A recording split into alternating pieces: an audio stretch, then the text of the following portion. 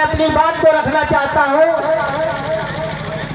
आज जो पूरे भारत देश में बाबा साहेब डॉक्टर भीमराव अम्बेडकर जी की जो जयंती मनाई जा रही है, सम्मानित साथियों, कहीं ना कहीं हमारे समाज को इस जयंती पे प्रेरणा मिलती है कि ऐसे महापुरुष जो भारत देश में जन्म लिए, जो उनको छुआछूत, ऊंच नीच, बहुत ऐसे परेशानियों का सामना करते हुए गुजरना पड़ा।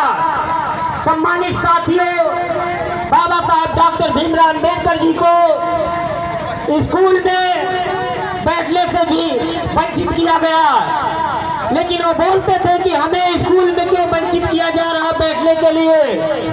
वो बोले, मास्टर जी बोले कि आप तो शूद्र हो, आपको स्कूल में और शिक्षा लेने से इसीलिए रोका जा रहा है। वो जा करके अपने घर पे पूछते हैं अपने माता जी से कि माता जी आखिर स्कूल में हमें क्यों बैठने से रोका दिया जा रहा है।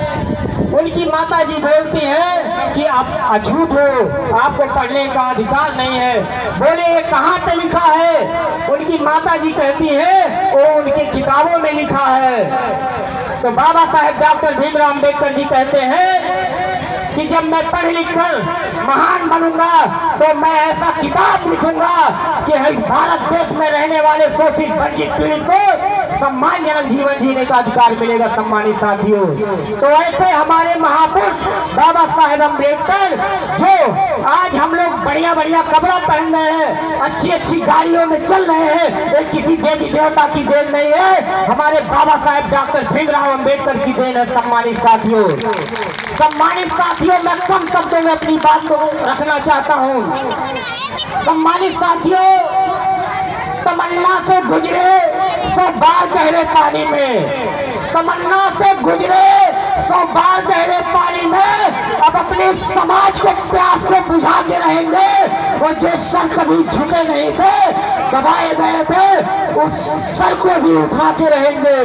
सम्मानित साथियों, जो भूल गए हैं, जो भूल गए हैं अंधेरों में रहकर उजाला, अब उस घर में भी चिराग जला के रहेंगे, उस घर में भी चिराग जला के रहेंगे। सम्मानित साथियों, अभी जो हमारी रैली देवरिया से निकाली गई थी, अभी चौकी इंचार्ज रामबड़ी गाय घाट उपाध्याय जी के द्वारा हमें रोका गया है। बोले आप नेता बन रहे हो, जब परमिशन नहीं है तो आप अपनी रैली को आगे नहीं बढ़ा सकते हो। मैं बोला साहब, जो भारत के संविधान निर्माता है, उनकी रैली निकालने के लिए मुझे परमिशन की जरूरत नहीं है। बोले आपके ऊपर कार्रवाई की जाएगी और आपको जेल में भेजा जाएगा।